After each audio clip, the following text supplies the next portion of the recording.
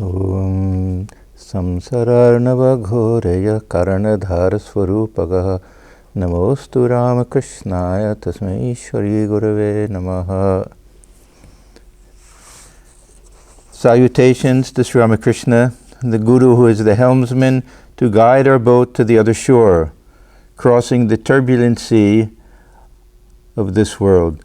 This is a beautiful verse that was composed by Swami Atmajnananda.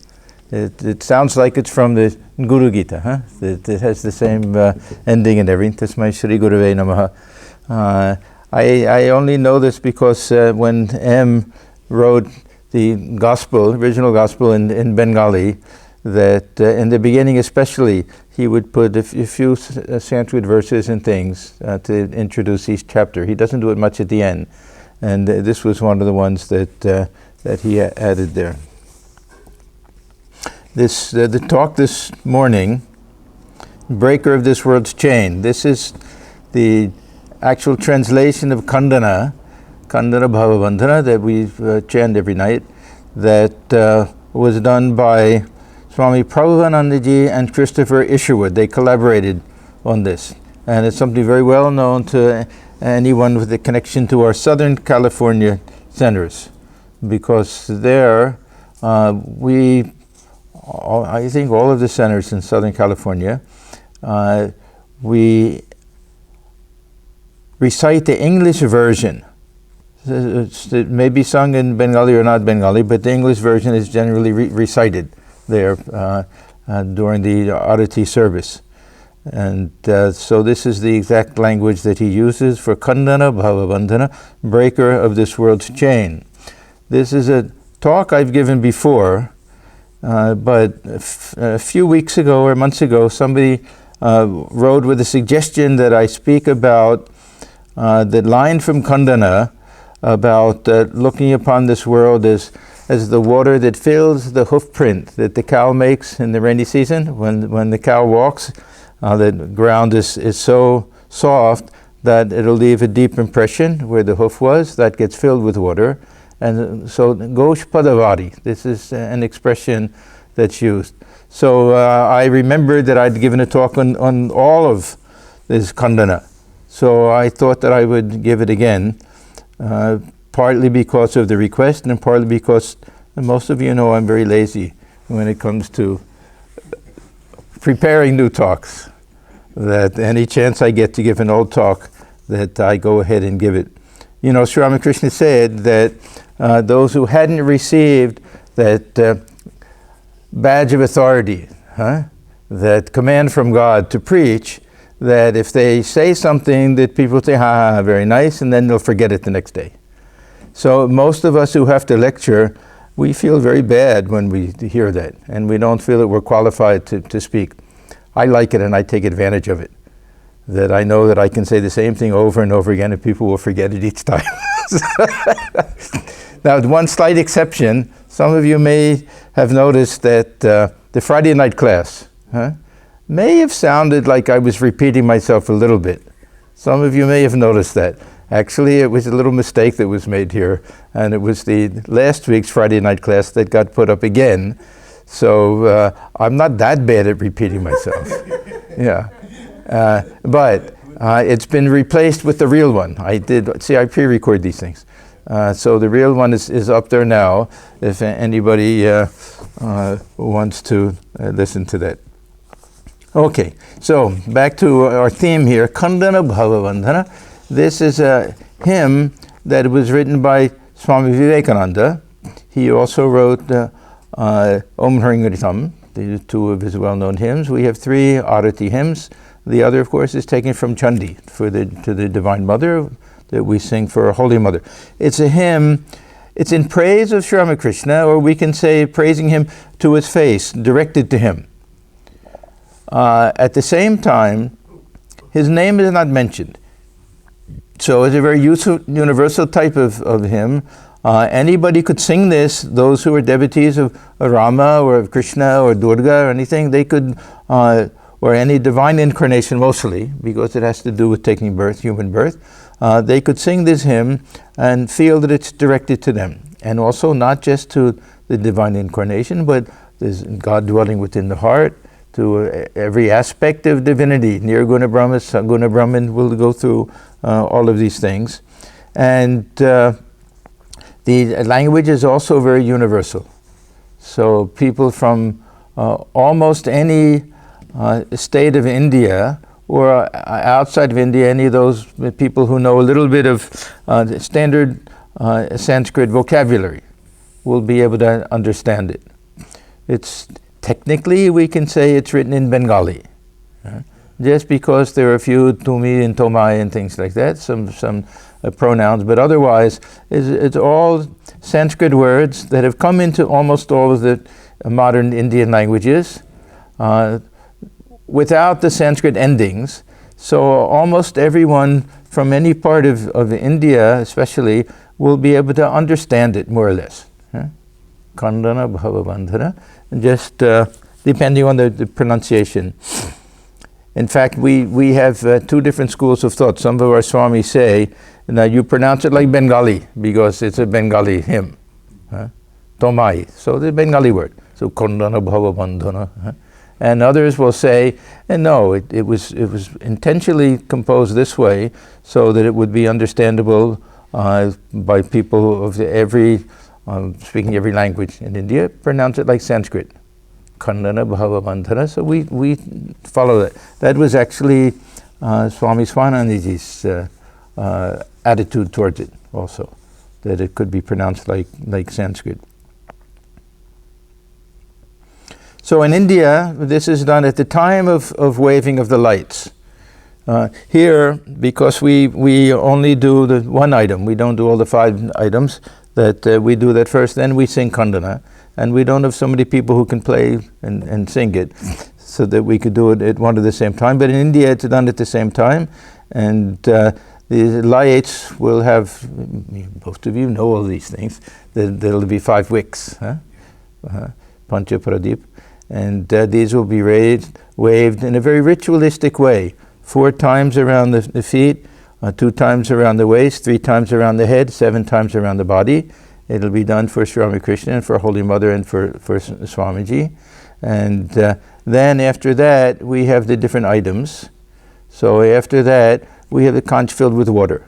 So we'll wave that and pour a little water into the bowl.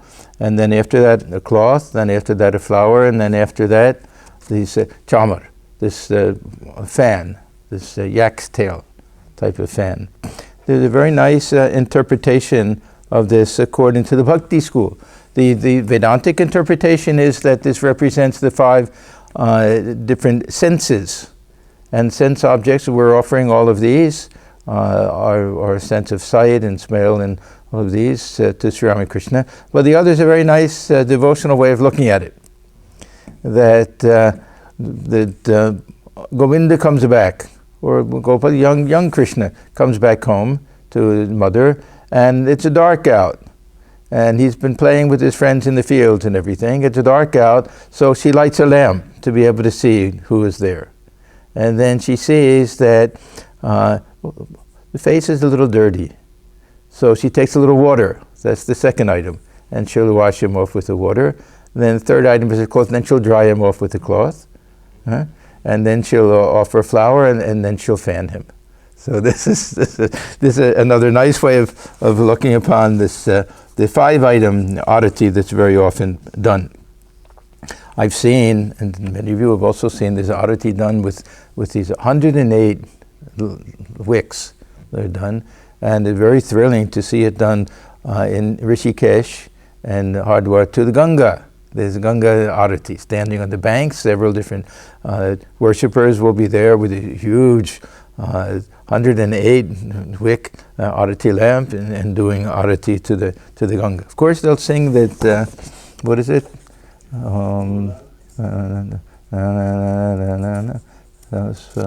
Swami Jaya Jagadisha Hare. They'll do that, the very traditional North Indian oddity.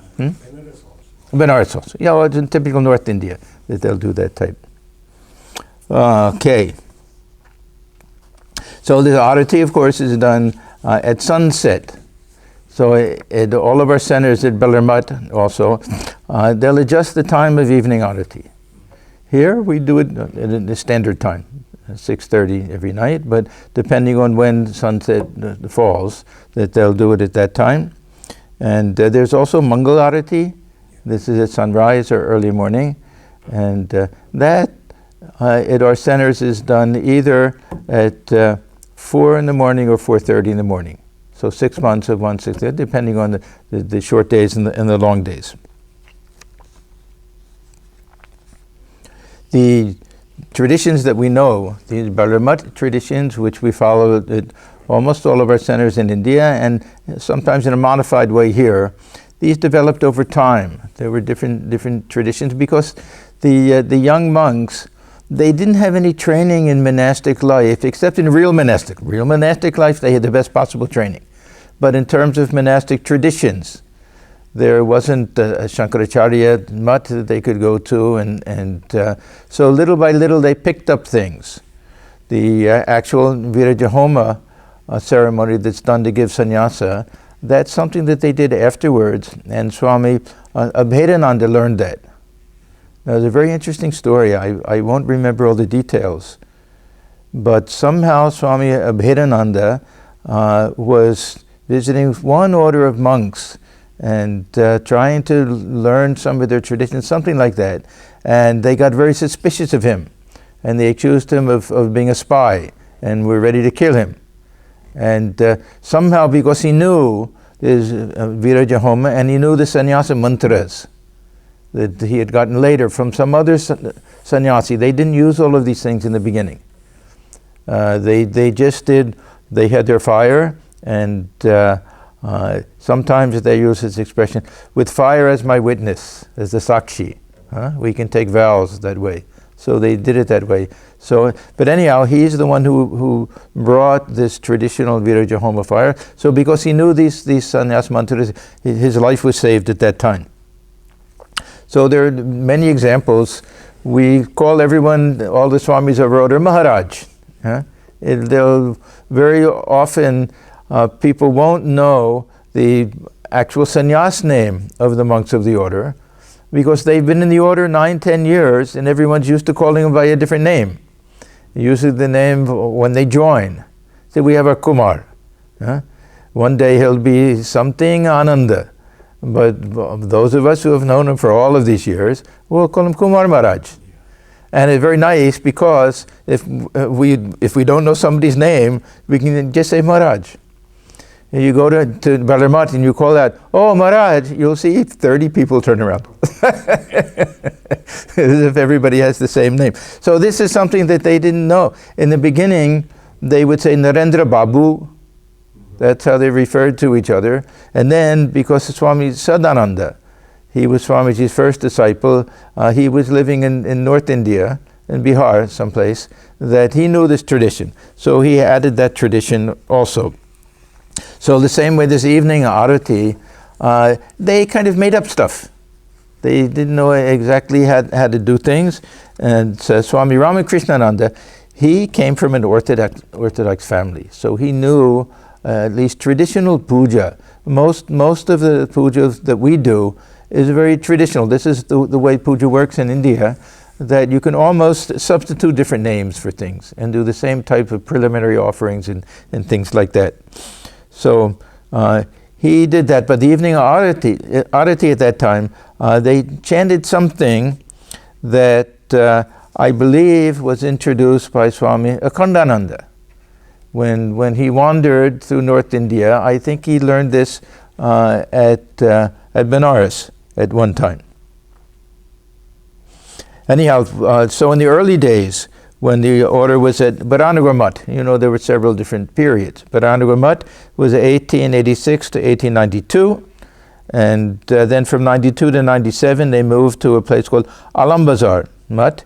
And this is not far from Baranagar. They're both on the Dakshineshwar side of the Ganges, a little bit south of Dakshineshwar. And then they were for a short time at Nilambar Nilambar Babu's garden house, where Holy Mother lived also. This is just south of the Belar Mutt, and they lived there for some time while they were preparing it. They had to grade the land and build some and put some buildings up and everything. So they were there at that time. And so the beginning days when they did the arati, then they used to chant Jaya Shiva Omkara, Bhaja Shiva Omkara, Brahma Vishnu Sadashiva, Hara Hara Hara Mahadeva.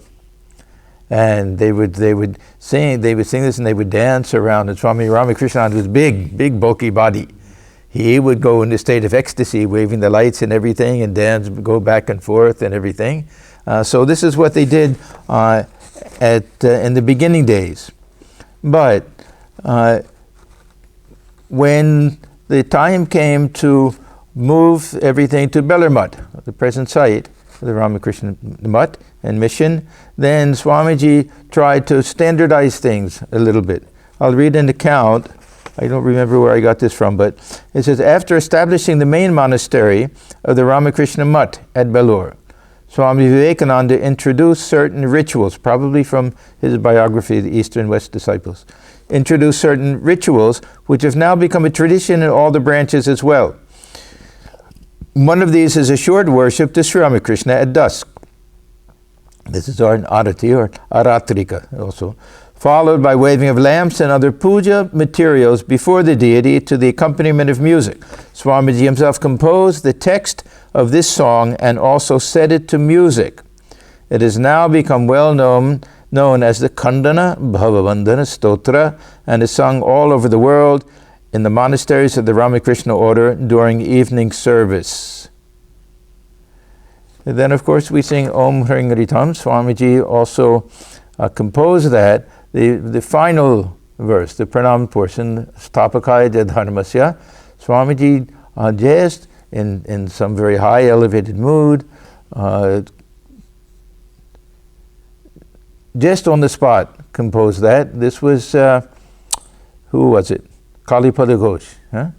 Huh? They were inaugurating a little shrine in their home. And they invited Swamiji there, and just on the spot he composed this for arati there at that place. So then that got added. That's added to Om Ring Ritam. Okay, that's a different thing. Okay, so we sing the Khandana, then Om Ring Ritam, and then Sarva Mangala Mangalye from the Chandi, hymn to the Divine Mother, Kali, Durga, and meant for Holy Mother, whom we look upon as the Divine Mother herself.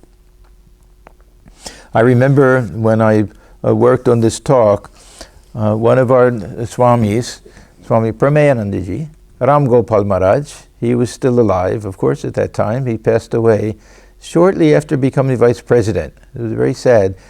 He was a wonderful, wonderful Swami, and for some reason, he liked me. We had a very close and very sweet relationship.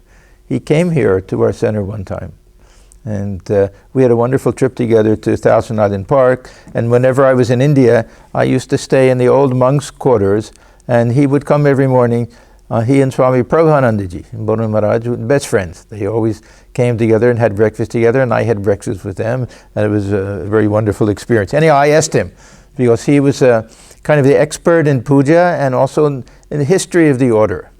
Swami Prabhanandaji also, with the history of the order. And he told me a little bit what he knew about how it was composed. In the beginning, they repeated several verses and different things, a little bit different from the way we do it today. But in any event, Swamiji wrote it, and it's a beautiful hymn. The music is beautiful. It has 3 different tunes and 3 different tempos to it. And it's done in the Dhrupad style. Swamiji was not just that he had a beautiful singing voice, he was very highly educated and learned in music theory, and especially liked Dhrupad. He liked Dhrupad because he thought it was very strong. He liked the strength and the power, the masculine type of thing. And that was Swamiji's nature, of course. He liked it very much. In 2014, there was a 1-year anniversary of Swamiji's 150th birth anniversary. I attended a beautiful weekend program in Rajkot, and in honor of Swamiji, it was all Dhrupad music. It was just a fantastic concert, one after another. And this is where I first met our Subhadra Desai. And loved her voice so much that immediately I asked her, have you ever been to the West to sing? Or do you have any interest? And she said, oh yes, Maharaj, that would be nice. I've never been there. So then we arranged that. So this is Drupad style, meant to be sung with great strength. And mostly it'll be done with tabla, but special occasion, mridanga or pakwaj. It really should be played with that in Drupad style, and sometimes with a violin. And at Belar Mutt, if you've been there, you'll notice that there are two Western style organs on both sides of the temple. So there'll be two monks playing kind of drone notes and background things on the side, and it's just thrilling to hear, to witness the arati at Belar Mutt and hear the singing of Khandana and all of the other hymns there.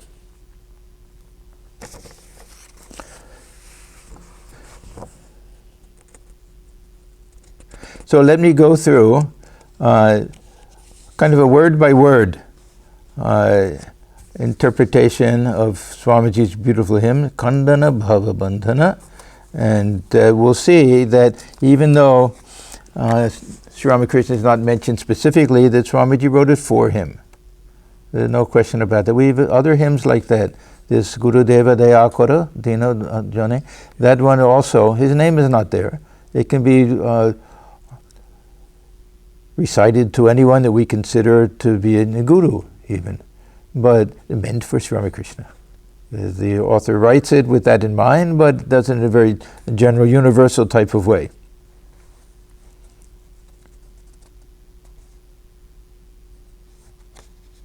So the first line, Khandana Bhavavandhana Jagavandana Vanditomai Niranjana Nara Rupa Dhara Nirguna Gunamaya.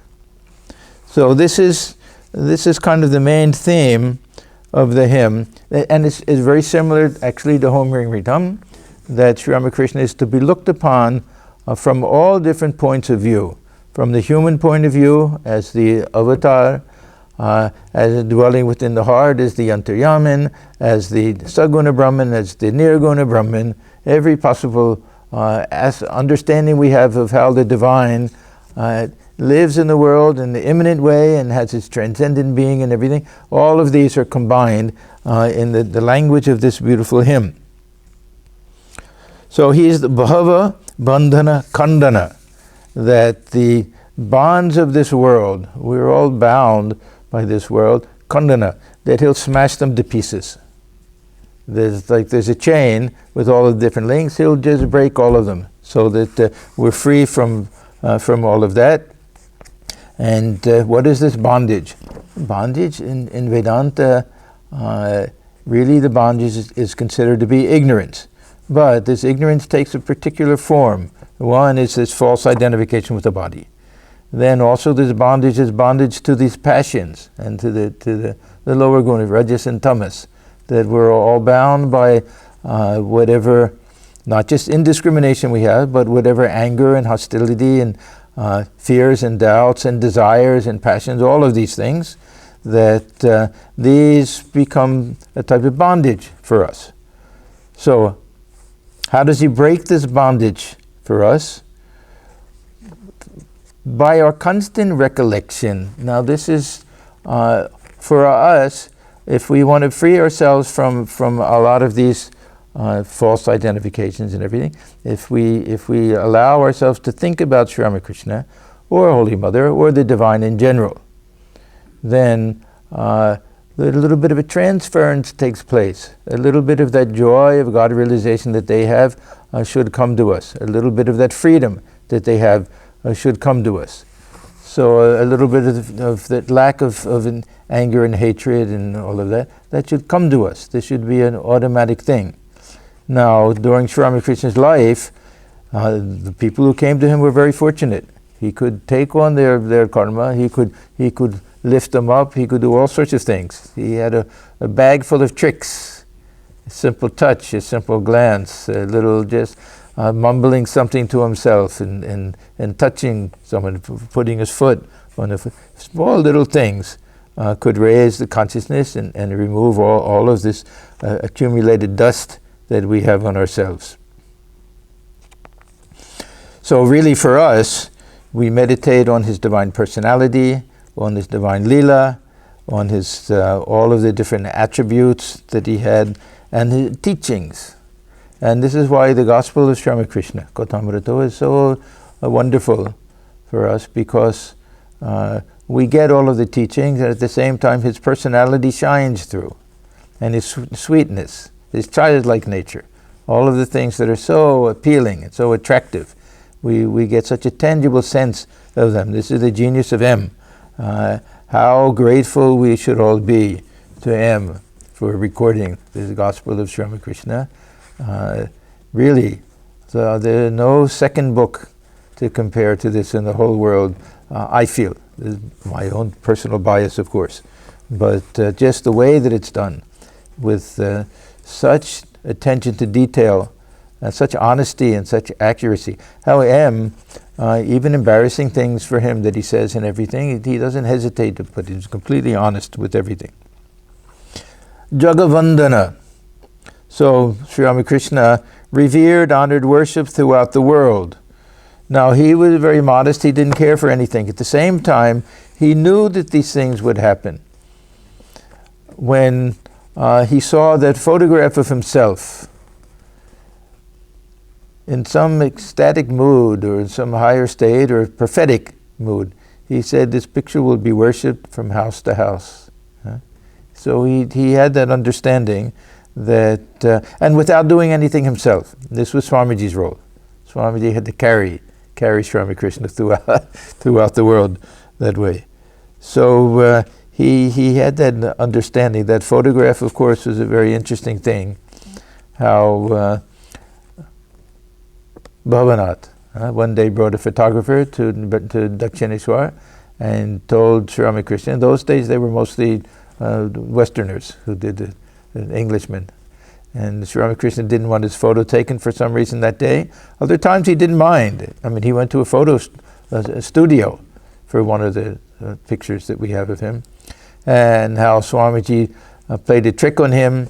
He started talking about spiritual things, knowing he'll go into samadhi, and then they placed him there just to the right of the Radhakanta temple, and how they took that photograph and everything. So he knew that somehow he would be worshipped, and that not him personally, there is no ego behind it anyhow, but this would be spread throughout the world. Swami Vivekananda also, it's very hard to understand this funny play between humility and self-confidence. Even the people who knew him, many people who knew him at least casually, thought he was very conceited. But he actually had tremendous humility. That he used to say, Sri Ramakrishna could have made thousands of Vivekanandas from the dust of the ground. Don't think there's anything special about me. If I've done anything good in my life, it was all him. His words and his inspiration. Anything bad is all from me. So he had that tremendous humility. And yet, he also knew he would be worshipped. One time, the very, very nice story, he was at a barber shop getting a haircut. And they were cutting hair. His hair was long in those days. And he saw a lock of hair. And he said, one day people will fight over a lock of my hair. And knowing as a relic after he passed away. So Sri Ramakrishna the same way, that somehow he knew that Jagavandana, that he'll be worshipped throughout the world and praised and everything. But he didn't take it in any egotistical sense, of course.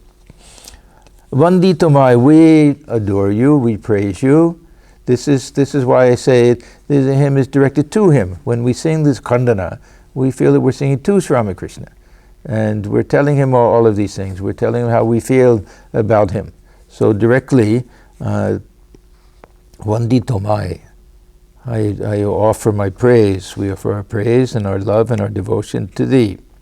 Niranjana, pure and stainless. he was so pure, Sri Ramakrishna, that he couldn't bear the touch of anyone impure. There's another incident in the gospel. Actually, in our Friday night class, I think we get to it next week, with the Brinde, the maidservant, and who used to clean out Sri Ramakrishna, sweep his room and everything, keep it a little bit tidy. She had led a very immoral type of life. We don't get into details. We don't know what it is. But when she was young, and now she was old, and Sri Ramakrishna was trying to be very nice to her, and he was asking her different questions. Did you give anything in charity? And she said, oh, how can I say what I've done? But there's a plaque with my name on it, and things like that. And then she got a little bold, and she touched his feet. And as if stung by one of these blowfish, one of these poisonous fish, horned fish, he got up and went over it and had to pour Ganges water and pain and everything. We think that how is it possible, and was it unkind of him to make this poor old woman feel bad? But his body was so pure, mind was so pure, it manifested in his body that he couldn't help himself. Afterwards, he himself felt bad, and he chatted with her for a long time and sang some songs, tried to make her feel better and everything. But he was so pure of mind and pure of body. This is a very peculiar trait of Sri Ramakrishna, how everything manifested itself in such a tangible, physical, material way with him. So that different periods of his life, he really couldn't bear the touch of anyone impure. Now, impure and anyone who had faults and had committed bad things in the past, but had sincerity. These were two different things. We wonder then how could he take allow Girish to touch him, and make pranam to him and everything. He goes to Girish at that time. That's a tremendous faith in Sri Ramakrishna, even though he had done many bad things in the past. And Sri Ramakrishna's purity was such that he could be like a vacuum cleaner. He would suck up the bad karma of other people. And he used to say that was why he had that cancer in the throat. Sometimes he even said it was specifically because of Girish, how many sins that he had performed.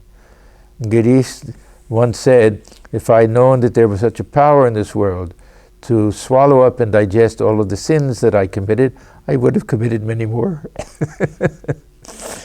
So, in the early days we see that Hriday, who was not a very saintly person, his nephew Hriday, would be the one to hold him up. But as I say, he went through different periods in his life. At one time, he couldn't bear the touch even of the other direct disciples, only Baburam, who became Swami Premananda, because he used to say that Baburam is pure to the very bone, that he doesn't know what sin is, such a pure soul that he needed him to stay with him, because when he went into Samadhi at that time, he couldn't bear the touch of anyone else. Now we get to Nara Rupa Dhara. This is assuming a human form. This is a specific reference. Why should we say that? We've all assumed the human form. What's so special about that?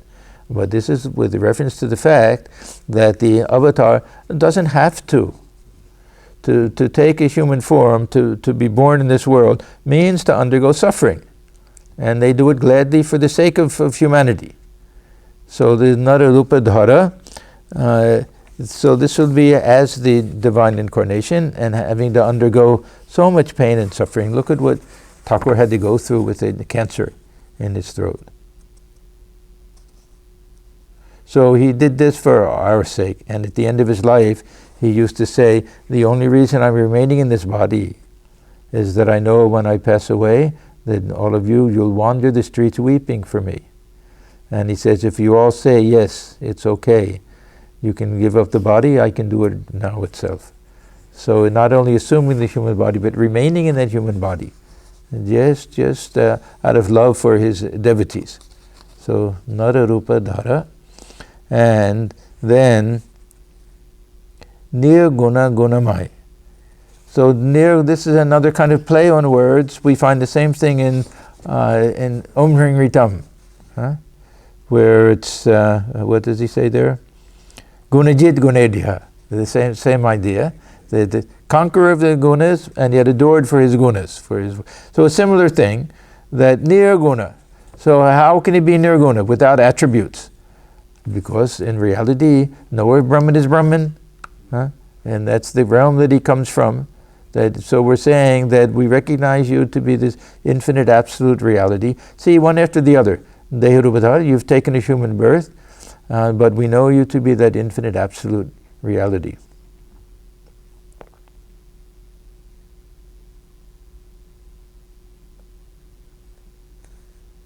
So this is that nirguna, and then gunamaya. Gunamaya, composed of the gunas. This can also be someone who has all these divine qualities, or it can be the saguna Brahman, or the embodiment of the gunas, this whole universe, this virat.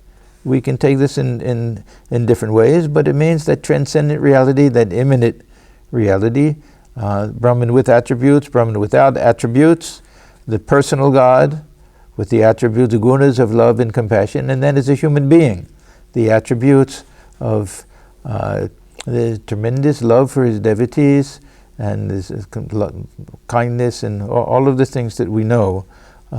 He was the embodiment of all of these things, of these good qualities. Mochana aghadushana. He releases us from the corrupting power of sin. And this is what I was saying with the Girish and others, that just through a touch, that he could remove karma. Sri Ramakrishna did not follow the karma theory very strictly. And we read in the Gospel many times there'll be a conversation with someone and they'll make some statement like, but there's no way to get rid of the karma performed in past lifetimes. And Sri Ramakrishna would say, oh, now I understand. You're a follower of this karma theory and everything. And he would say, but through devotion, even prarabdha karma can be tremendously reduced, maybe not completely gotten rid of. Holy Mother also liked this idea. If because of something you've done in a previous lifetime, you're destined to be run in with the sword, that through love and devotion and God's grace, you may get a pinprick. It'll be reduced to that extent. So mochana aghadushana, releasing from the corrupting power of sin. This is that vicarious atonement idea, that very big in Christianity, of course, that Christ was born for that purpose, that he was the sacrificial lamb, and that he was born so that others wouldn't suffer for their sins.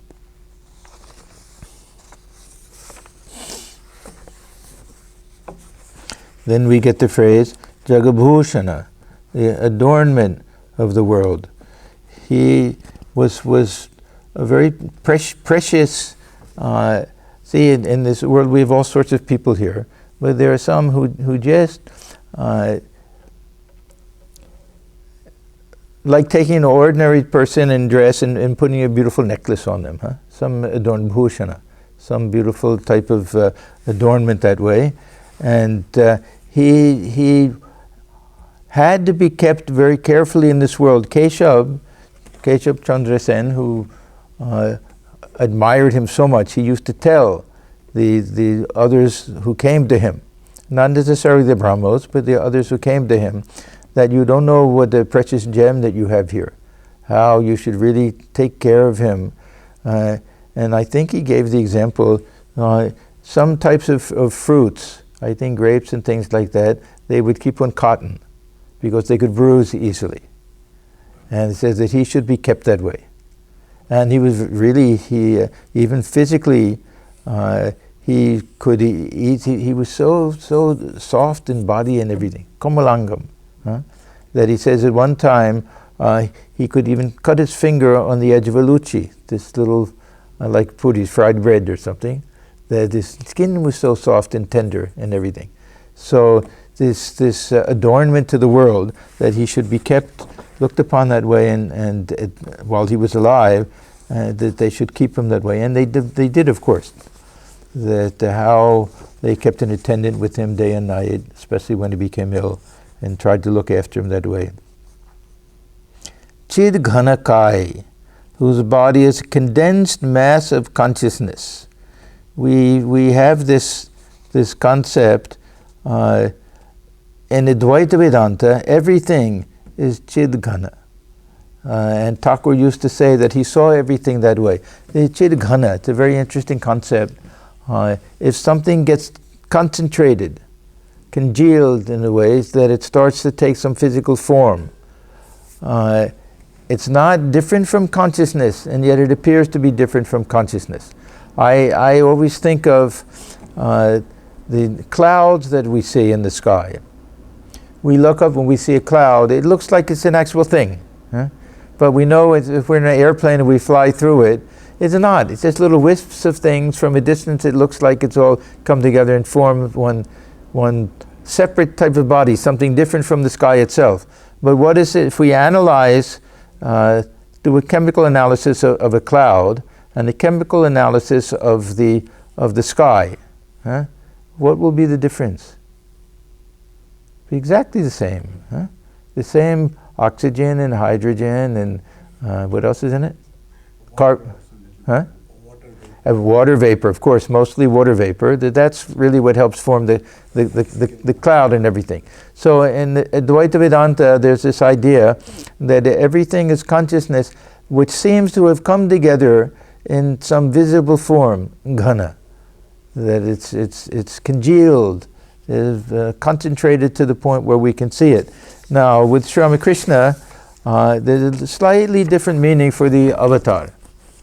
That even the body of the avatar can be considered to be something a little bit different. This, of course, is mostly our devotion. Thakur gave the other way of looking at it. When the Lord takes a human body, that he has to suffer from all things of the human body like everybody else. There was an incident in the life of a Holy Mother that explains this concept of at least of Chid Ghana. Holy Mother had several visions of Sri Ramakrishna after he passed away. And the Chid Ghana, it was with her eyes open as if she's really seeing him. We may say an appearance almost. Not just a vision, but he seemed to appear to her, especially with regard to the bangles, taking off the bangles. And she would even feel his hand on her hand. They're very strong like that.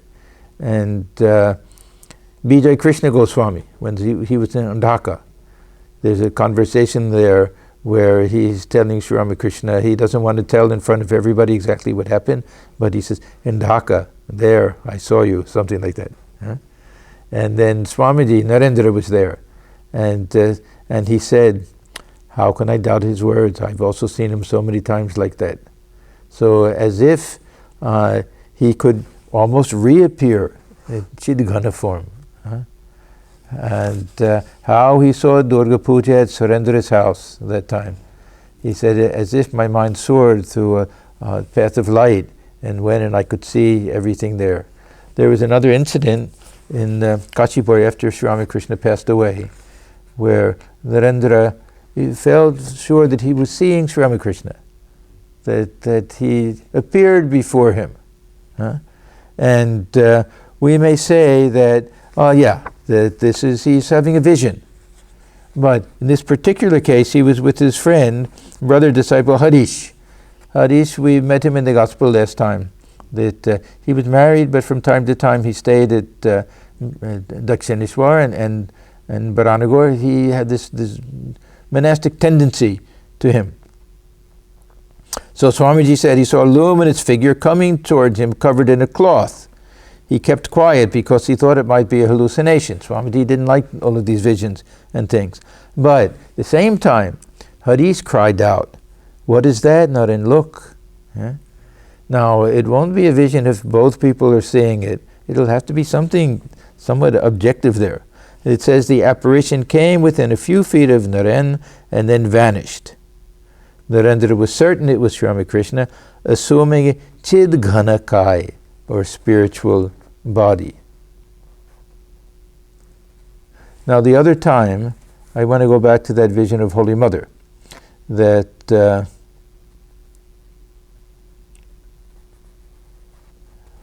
Sri Ramakrishna said to Holy Mother, you ask Gaudima about this vision and everything, and the real meaning of his words according to the Vaishnava scriptures. This is when he told her that don't take off your bangles. See, wearing bangles in India was almost like a wedding ring at that time, maybe still, that the widow will remove the bangles. If she wears the bangles, it kind of indicates that she's still married, her husband is alive. So Holy Mother wanted to remove them as widows generally do, and Thakur said, no, don't, keep them on. I've only moved from one room to another. And then let Gaudima explain this. So she went to her, and she said, Gaudima said, in the case of an avatar, the body is not an ordinary body, but a spiritual body. And then she said, Chid Ghanakai, that made up of consciousness itself. Anyhow, a lot of these things are questions of faith. We don't have to literally accept all of these things, but we know that even in ordinary cases with of people who pass away, at the time of their passing, many people have visions of them. It seems to be the case that just as one is making that transition, giving up the body is dying, and whatever happens to the soul, we don't know exactly, but just at that time, that they'll be able to almost say goodbye to different people. That in the case of Swamiji, we know Swami Ramakrishnananda had that vision. The Swamiji said, look brother, I've spat out my body. He says something. And others, many times when Holy Mother passed away, and many of them, Swami Brahmananda, how he had, he was asking, he had a vision and a dream and everything, and he noted the time and find out what happened and exactly when Holy Mother passed away. So, especially in the case of these avatar, it'll be like that. Then we get the line, Vimala Nayana Vikshani Moha Jai, that his eyes are pure. That means that he doesn't see anything impure. That glance, there's something about even that glance, Vikshani Moha Jai, that through that glance, that this delusion can disappear. Just at a glance. This is one of the signs of the highest level of guru or the avatar. We can say that they can give liberation by a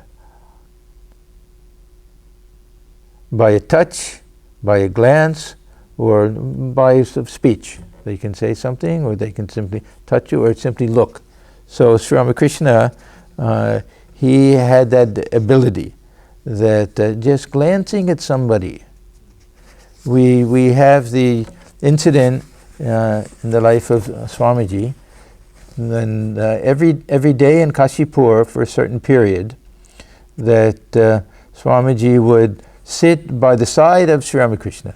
Of course, Narendra had to sit by the side of Sri Ramakrishna, and we don't know exactly what took place, but Swamiji said that Thakur gave him all sorts of teachings, and mostly about the future work and keeping all the boys together and having some monastic tradition, different things like that. And he said one day he simply looked at me. Yes, with that glance. He stared at me very deeply. And then at that glance, Swamiji lost all outer consciousness, and Sri Ramakrishna also went into some ecstatic state. Swamiji felt this power come into him. And then when they both regained normal consciousness, then Thakur said, and now I'm just a beggar, a fakir. Everything that I had, I've given to you. He said with tears in his eyes. Now many people ask that question. Why did he have tears in his eyes? Was he sad that he no longer had those spiritual powers anymore? So Swami Bhudeshanandaji Maharaj, he gave a very good answer, which I think most people will accept. They were tears of joy. That he knew this, because we say, henceforth the Guru lived in the disciple, and the power of Sri Ramakrishna henceforth lived in Swamiji, and that would enable him to carry his message throughout the world.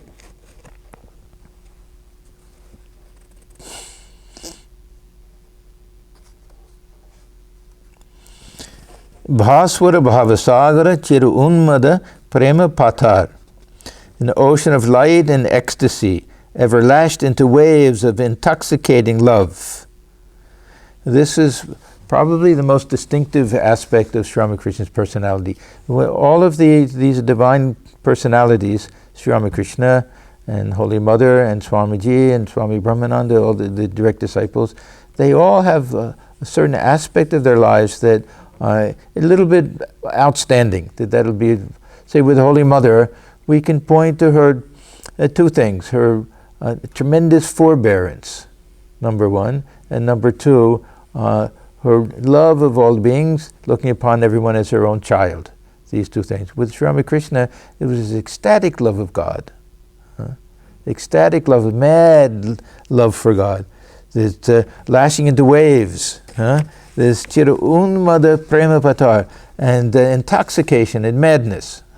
Unmada. He used to talk about unmadavat, that one of the types of God-realized soul appears to be a madman in this world. So bhaswara bhavasagara. He was like an ocean of this, of the sun of knowledge, and bhava, and the ecstasy of love, like an ocean like that, and chira unmada, always with that, intoxicated with that madness of love, prema patar, in the huge waves like that. So he had this divine madness. We all know that there were people who couldn't understand it, that they thought it was actual madness. That's what led to his marriage and also sorts of other things, that this madness manifested physically with the burning in his body, all of the different signs that we read about in the bhakti scriptures, sleeplessness and even blood coming out of the pores. There are all these different signs. He had all of these different signs and everything. So this was that madness that was understood first by the Brahmani, Bhairavi Brahmani, who came, that she was the first to say, no, this isn't ordinary madness, this is divine madness. I'll prove it to everybody, quoting from all of these Vaishnava scriptures and getting all the pundits to come, and they all agreed that she was right. So this unmadavat. We have this, interestingly enough, in both the Bhagavata Purana and in the Vivek Chudamani. Both talking about these four different personality types of God-realized souls. Balagavat, like a child. Unmadavat, like a mad person. Pishachavat, like a ghoul, not making any distinction between pure and impure. Or Jadavat, just be able to sit like an inert thing, completely losing consciousness of the body, mind merged in Brahman, just as if there's a lump there, an inert thing there. So Thakur, he was like a child, and to some extent like all of these, but especially this unmadavat. He had that divine madness during that one period especially. What were people supposed to think? Here he's rolling on the ground, crying, mother, mother, mother. Spending nights, taking his clothes off and spending a whole night in meditation and in prayer and calling on mother. What were they to think? And his worship, sometimes it would last for hours and would go into all sorts of things. So he was really this Bhagavatakku, as a madman.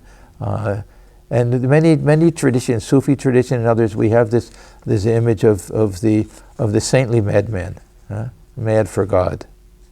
And Thakur used to say that, yes, I'm mad, but I'm mad for God.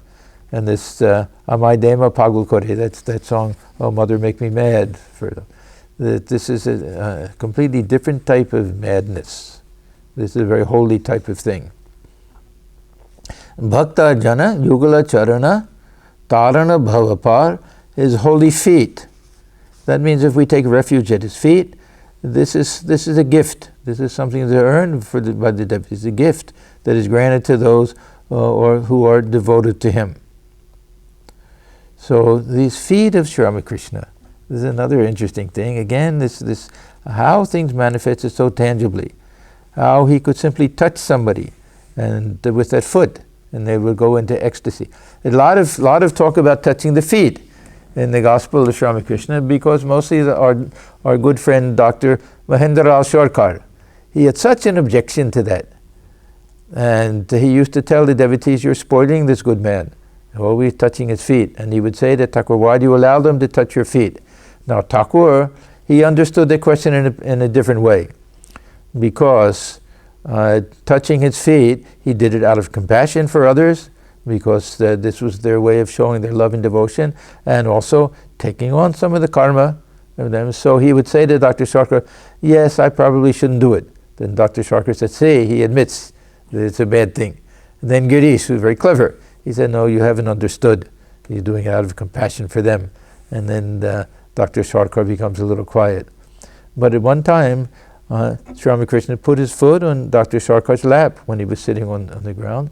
And he also had some type of experience in everything. So yeah, this foot is very, it's very hard for us to understand how that touch. He could do it with his hand also. He casually touch someone or touch the chest or something like that, or just raise his hand, but very often it was through the foot. Anyhow, we don't have to take it literally that way, but we take shelter at his feet. We take shelter with him.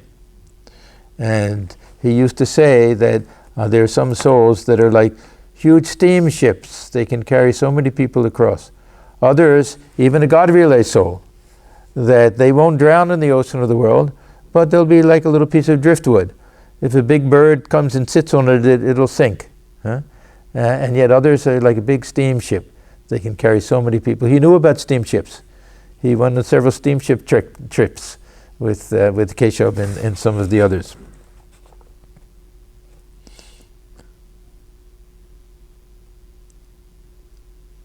So Tarana Bhavapa, they take us across this ocean.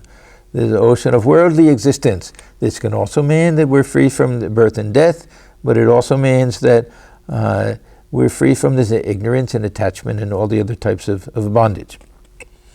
Janambhita Yoga Ishwara Jagadishwara Yoga Sahai.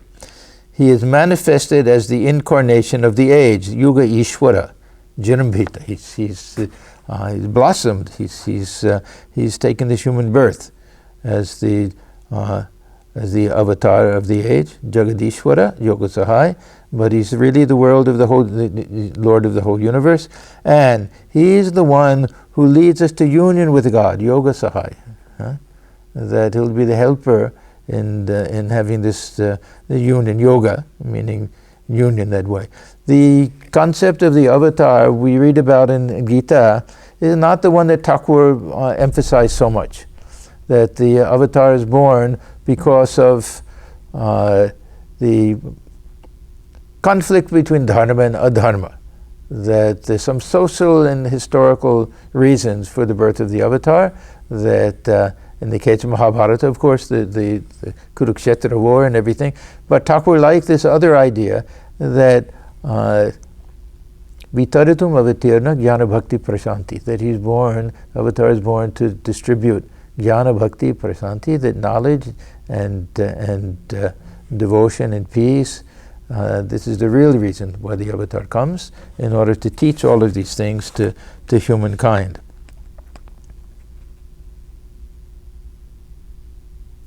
Nirodhana samahitamana nirakitava kripai.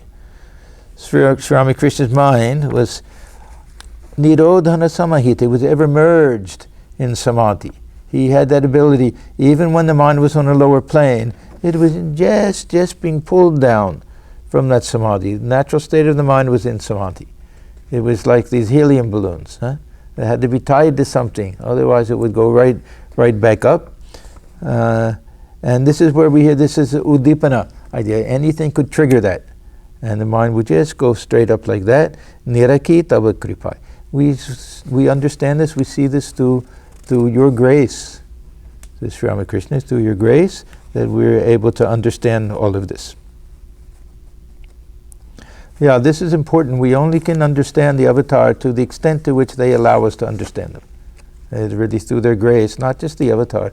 Any of these great souls that we see, that they can hide themselves from us, and they can reveal themselves to us a little bit, so it's through their grace. Bhanjana, dukha ganjana, karuna ghana, karma katur.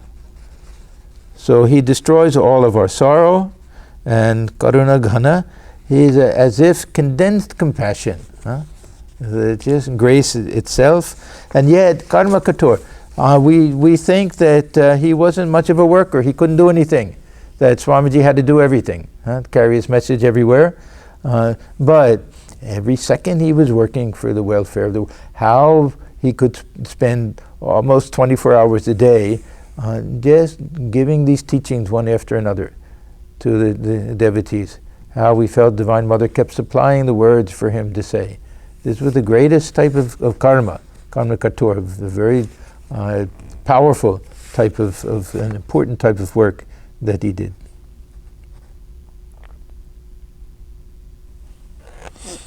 How did he remove all of our sorrow? He was the embodiment of joy and bliss by thinking about him.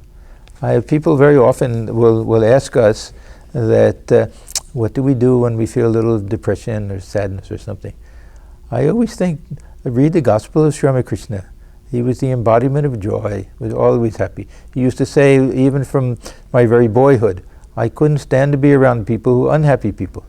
He said, I was like a happy pigeon. They like to be with other happy pigeons. So he would always seek happy pigeons. So this was his nature. Karuna Ghana. So this compassion personified, karma kator, a great tremendous performer of action. Prana arpana jagata tarana kurintana kalidor. His whole life was an offering. Prana arpana. He offered his whole life for jagata tarana, for the salvation of the world, and to break the bonds of this Kali Yuga. Now, the Kali Yuga, we can simply take this to mean this is the age. Kali Yuga is the age where there's more materialism. There's not natural spirituality. Each of the ages is supposed to have a different special attribute to it. Satya Yuga, people are more meditative. They can do spiritual practice. So different, like the different yugas. Swamiji said that with the birth of Thakur, that this Satya Yuga has begun. People say, well, how can we say that? Look at everything that's taking place. There's a long transition period. And the end of Kali Yuga usually comes with this tremendous tumultuous periods in history and everything. We're praying and hoping, of course, that this will lead to that Satya Yuga, that age of truth and that age of spirituality.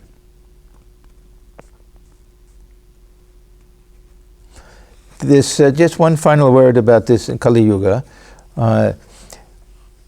We can take it as a very bad thing that we're born now, that we don't have the capacity to do a lot of spiritual practice, this and that. That if only it had been the Satya Yuga, we could spend all day in meditation and everything. I look at it from a very positive point of view. I remember attending, it was actually a memorial service for Swami Shantarupananji and Swami Prapananandaji from Sacramento.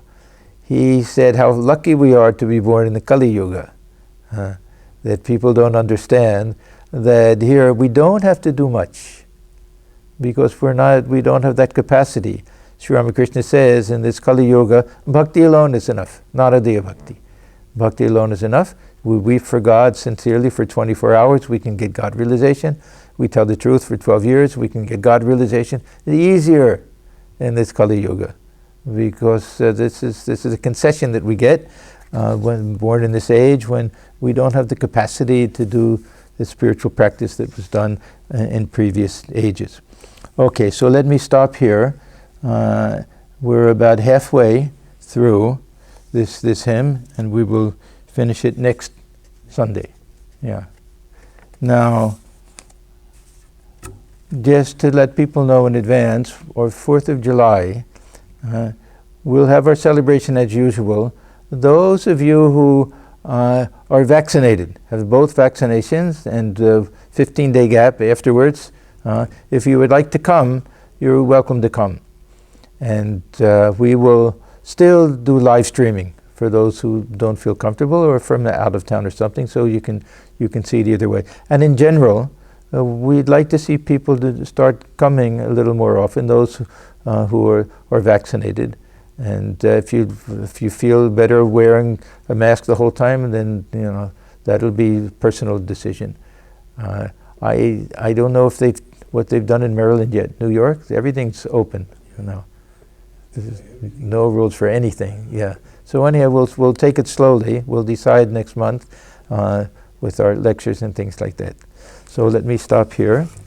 Don't stop at 11, right? Yeah, we'll announce everything. It will start at 11 as usual. If you come, there'll be prasad for everybody here, and it'll be nice if some of the people who like to sing can come also. And it'll be more like old days. We really long for the days when everyone can start coming again. Okay. Om sarve bhavantu sukhina sarve santu niramaya sarve bhadrani pashyantu ma kashchid dukha bhag bhavet. Om shanti shanti shanti harihi om tat sat. May all beings be happy. May all be free from disease.